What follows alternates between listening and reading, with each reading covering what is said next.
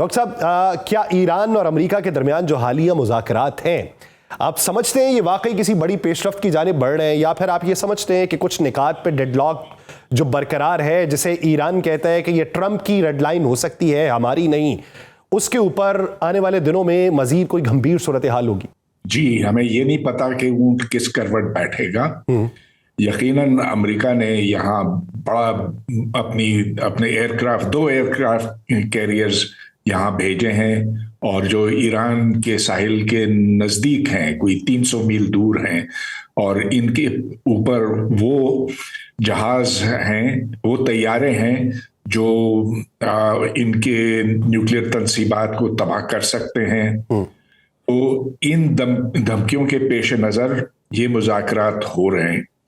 अब कहने को तो जिनीवा में जो ईरान के वजीर खारजा हैं अब्बास अराक्ची, उनका कहना है कि ये मुज़ाकरात हौसला अफजा थे, कि कुछ पेशरफ्त हुई है। लेकिन दूसरी तरफ आयतुल्लाह खमेनाई ने कहा है कि हम अमेरिका की धमकियों को हरगिज नहीं मानेंगे, और अगर वो हम पर हमला करता है तो हम भी अमेरिका को सबक सिखाएंगे, और हम उनके जो एयरक्राफ्ट कैरियर्स हैं उन्हें तबाह करने की सलाहियत रखते हैं।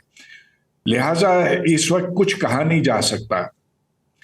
तो जो ईरान का मौक़िफ़ है वो ये कि हाँ, हम न्यूक्लियर मसाइल के ऊपर बात कर सकते हैं, और इसमें ईरान की ये पेशकश है कि जो यूरेनियम उसके पास इस वक्त अफजूदा हालत में है, उससे वो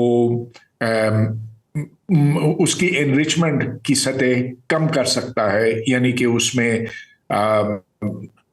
यूरेनियम 238 मिलाया जा सकता है ताकि यह बम के लिए इस्तेमाल ना हो सके। नहीं, अच्छा डॉक्टर साहब, इसके ऊपर बात तो बहुत सारे लोगों से होती है, लेकिन इसकी टेक्निकलिटीज़ या तकनीकी मामलात के ऊपर मालूमात बहुत कम लोगों को दस्तयाब होती हैं।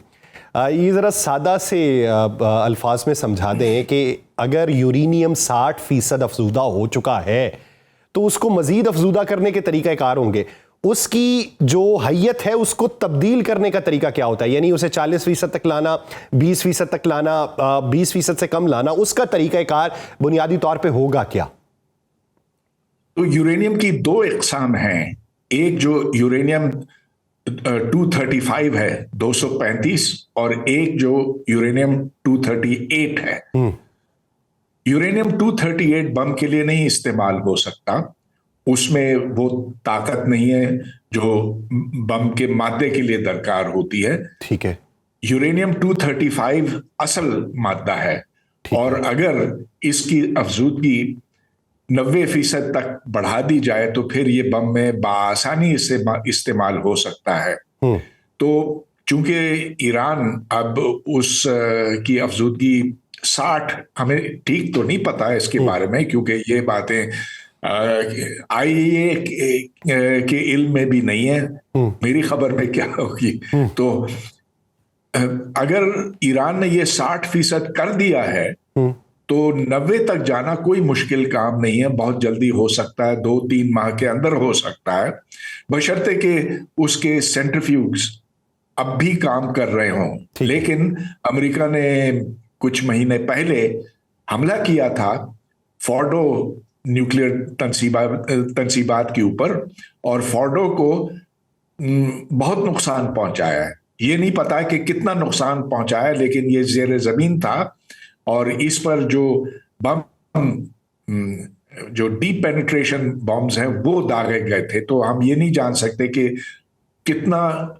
नुकसान हुआ और कितना बचा है। अच्छा डॉक्टर साहब, एक चीज और बताइए कि ये तो हो गया 60% उन्होंने अफजूदा किया हुआ, अब उसमें ये भी बात होती है कि ये 300 kg के करीब है। आपको याद होगा कि माजी करीब में जब हमला होना था इज़राइल का, जब ये जंग 12 रोज़ा इनकी शुरू होनी थी, उससे पहले ये बात होती थी कि शायद ईरान ने एटम बम बना लिया है। फिर ये कहा जाता था कि जितना इन्होंने यूरेनियम अफजूदा कर लिया है, इससे 8 एटम बम बनाए जा सकते हैं। हर एक की तादाद, हर एक की कयास आराई में मुख्तलिफ होती थी। क्या उसकी क्वांटिटी के ऊपर ये मुनहसर होता है कि कितने एटम बॉम्ब इससे बनाए जा सकें, या उसके अफजूदा होने पे होता है कि इतने फीसद अफजूदा हो जाए तो फिर उससे इतने एटम बॉम्ब बनाए जा सकते हैं? अगर आपके पास 60% अफजूदा यूरेनियम हो, यानी कि 60% यूरेनियम 235 और 40% बाकी यूरेनियम, तो उससे बम नहीं बन सकता। ठीक है। आपको 80, 85, 90% तक जाना होगा, और जितना ऊपर जाएंगे इतना ही बेहतर बम बन सकता है। यानी अगर 90% अफजूदा हो तो उसकी क्वांटिटी कितनी होनी चाहिए? यानी 300 kg की बात होती है, तो फिर कितनी क्वांटिटी होनी चाहिए जिससे एक बनता है? 15 से लेकर 25 किलोग्राम तक, उससे अच्छा। कम बहुत मुश्किल है। तो फर्ज तो मान लीजिए कि कोई 20 किलोग्राम चाहिए, उसे थोड़ा ज्यादा थोड़ा कम, लेकिन 20 काफी होता है। तो अगर 300 किलोग्राम है तो और उसको 90 तक पहुंचाया गया, तो इससे 10 बम तो बन ही सकते हैं। लेकिन अब तक 90 की तो कोई खबर आई नहीं है, 60 की खबर आई है। आप ये समझते हैं कि ईरान में कैपेसिटी है कि वो 90 तक ले जाए, या फिर आप ये समझते हैं कि ईरान में कैपेसिटी ही नहीं है, सिर्फ खदशात हैं?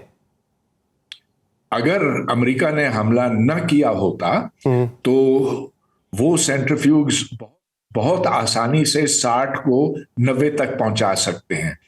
वो तो मेरा ख्याल है कुछ हफ्तों की जरूरत है। ख्याल नहीं, बल्कि मैं दावे से कह सकता हूं कि अगर ये 60% हो तो उसको कोई 3 हफ्तों के अंदर, 4 हफ्तों के अंदर 90 तक पहुंचाया जा सकता है। क्योंकि सबसे मुश्किल काम होता है कि जब आप जमीन से खोद कर यूरेनियम निकालते हैं और उसको 5% तक पहुंचाते हैं, उसके बाद ये काम आसान से आसान होता चला जाता है। अच्छा डॉक्टर साहब, एक चीज़ और बताइए कि एक तरफ ईरान ये कहता है कि हमारे मकासद में एटम बम बनाना शामिल ही नहीं है, तो फिर 60% तक यूरेनियम को अफजूदा क्यों किया गया? अपनी शराइत मनवाने के लिए किया गया, जबकि वो अभी इस बात के ऊपर भी तैयार है कि हम इसे मुकम्मल तौर पे तो ख़त्म नहीं कर सकते, हम अपने तहकीकाती मामलात में और तवानाई के मामलात में इसे जारी रखना चाहते हैं। हाँ, 20% से भी कम कर सकते हैं, तो 60% तक फिर लेके जाने की वजूहात क्या लगती हैं आपको? जी, बहुत अच्छा, बहुत मुनासिब सवाल है। अगर आपको न्यूक्लियर रिएक्टर यानी कि बिजली घर में, एटमी बिजली घर में इस्तेमाल करना हो तो 5% काफी होता। ठीक है। अगर न्यूक्लियर सबमरीन में इस्तेमाल करना हो तो आपको 70-80% चाहिए होता। ठीक है। लेकिन ईरान के पास कोई न्यूक्लियर सबमरीन तो है नहीं, ऐसा कोई आबदोज नहीं है, ना बनाने या बनने की कोई उम्मीद कर सकता है। लिहाजा 60% तक जाना ये इस बात की दलील है, या मैं ये कह सकता हूं, ये मुंह बोलता सबूत है कि ईरान बम बनाना चाहता था। और उस ईरान का मौक़िफ़ ये है कि इसराइल के पास तो 200 से ज्यादा एटम बम है, तो हम क्यों ना बनाएं, हमें भी तो खतरा है। लेकिन अमेरिका जाहिर है कि ये बात नहीं मानता, और इसराइल तो इस पर तुला हुआ है कि पूरे मशरक़ वस्ता के ऊपर वो अपना कब्जा जमाए, ईरान को डराए धमकाए, और ईरान के जितने हामी हैं, हिजबुल्ला और हमास वगैरह, इन सब को ज़ेर कर दिया जाए। और ये जो इस वक्त अमेरिका का बहरी बीड़ा वहां खड़ा है, ये इस बात की दलील है कि अमेरिका और इसराइल एक साथ काम कर रहे हैं और उनकी एक ही जैसी सोच है।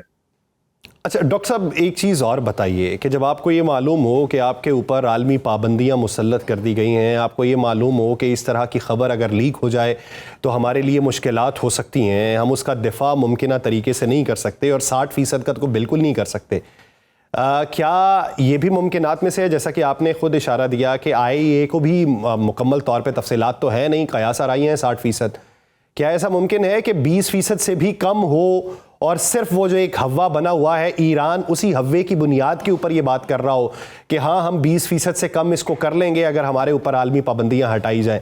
कभी कभी अपनी ताकत सिर्फ दिखाने को और बताने के लिए भी मफरूज़ों के ऊपर इंसान जो है वो कायम हो जाता है।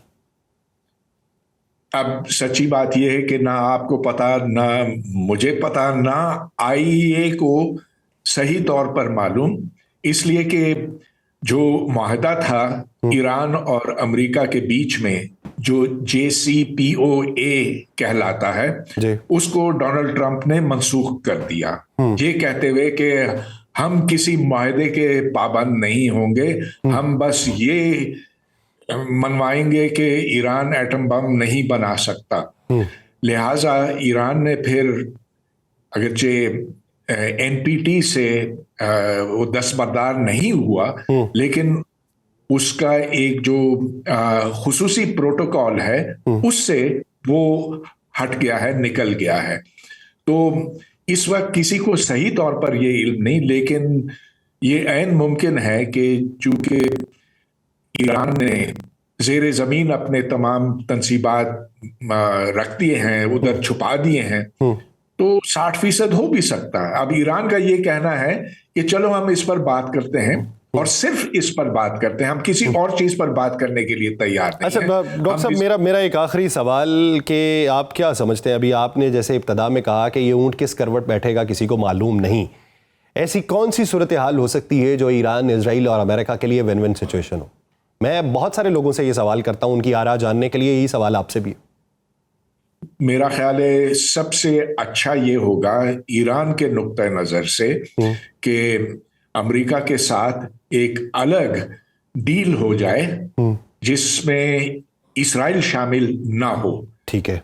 हाँ, ये यकीनन अमेरिका और इस्राइल की मिली भगत है, लेकिन इनके बीच में भी, मेरा मतलब ये कि इस्राइल और अमेरिका के बीच में भी कुछ इख्तलाफात हैं, और वो अगर बढ़े तो ईरान के लिए अच्छा है और दुनिया के लिए अच्छा है।